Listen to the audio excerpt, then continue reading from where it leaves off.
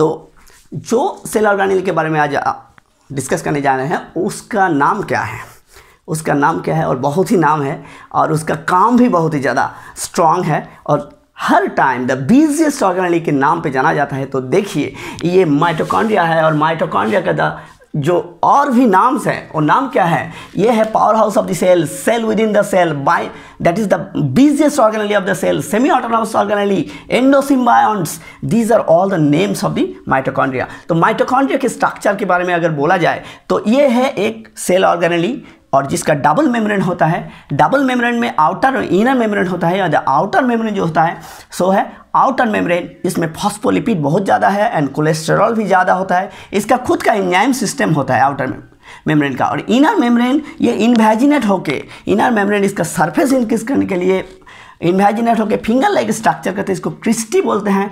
इस क्रिस्टी और inner membrane में जो ज़्यादा होता है वो है इलेक्ट्रॉन ट्रांसपोर्ट सिस्टम का जो एंजाइम्स होते हैं वो, दैट इज द कॉम्प्लेक्स 1 2 3 4 अब 12 में जाके ये देखोगे।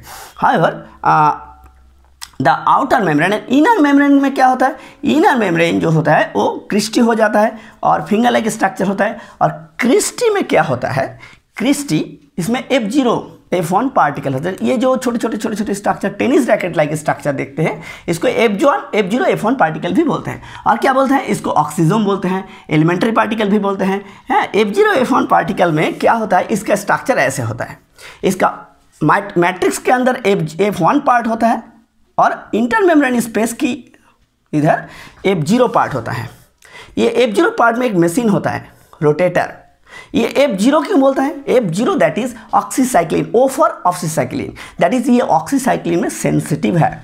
और इनर मेम्ब्रेन का और एक खासियत है, इसमें क्या होता है फॉस्फोटिडाइल ग्लिसरॉल ज़्यादा होता है। इसमें पहले का क्या होता है आउटर मेम्ब्रेन फॉस्फोटिडाइल ग्लिसरॉल फॉस्फोलिपिड ज़्यादा होता है, इसमें फॉस्फोटिडाइल ग्लिसरॉल ज़्यादा होता है, प्रोटीन भी ज़्यादा होता है, ये आप ध्यान में थोड़ा रखना। और ये जो माइटोकॉन्ड्रिया है, ये माइटोकॉन्ड्रिया की जो अगर मैट्रिक्स को देखें हम, मैट्रिक्स में सारे क्रेब्स साइकिल का जो एंजाइम्स है वो भरे हुए होते हैं।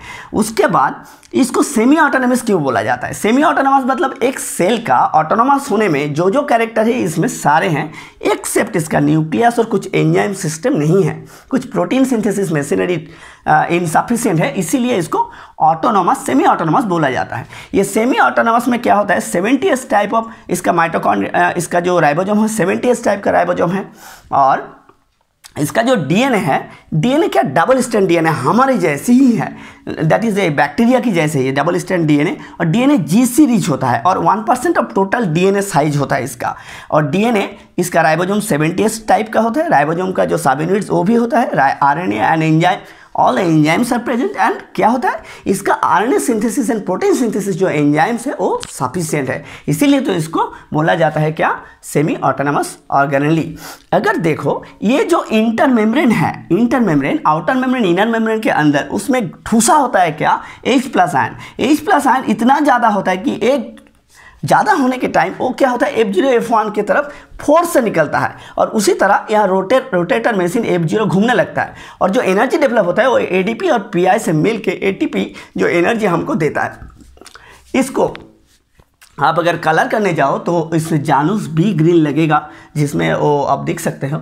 और इसमें नंबर ऑफ माइटोकॉन्ड्रिया एक सेल में कितना होगा, ये सेल का जितना फंक्शन होगा नंबर भी उतना ही ज़्यादा होगा। अगर सेल का फंक्शन आप बैठे बैठे रहोगे तो आपकी सेल में माइटोकॉन्ड्रिया का नंबर भी घट जाएगा। अगर आप एक्सरसाइज करते हो उसेन बोल्ट जैसे माइटोकॉन्ड्रिया अब ज़्यादा भरा हुआ है और आप जैसे बैठे रहते हो तो माइटोकॉन्ड्रिया कम होगा। माइटोकॉन्ड्रिया जो एक्सेसिव काम करता है जो ऑर्गेनली जो जिस ऑर्गन उस ऑर्गन की सेल में माइटोकॉन्ड्रिया बहुत ही ज़्यादा होता है और माइटोकॉन्ड्रिया का जो क्रिस्टी है वो भी बढ़ जाता है। So this is important. और माइटोकॉन्ड्रिया खुद का नंबर कैसे बढ़ाता है, खुद का नंबर बढ़ाता है बाइनरी फिशन बैक्टीरिया की जैसा ही।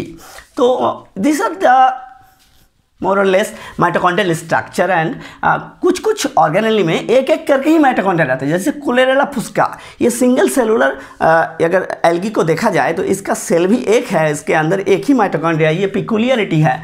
और माइटोकॉन्ड्रिया ये द माइक्रोस्टेरियंस इसमें भी एक ही माइटोकॉन्ड्रिया होता है। तो आप जिसमें ध्यान दोगे वो ध्यान देने का बात है एज एंडोसिम्बायोन्ट्स।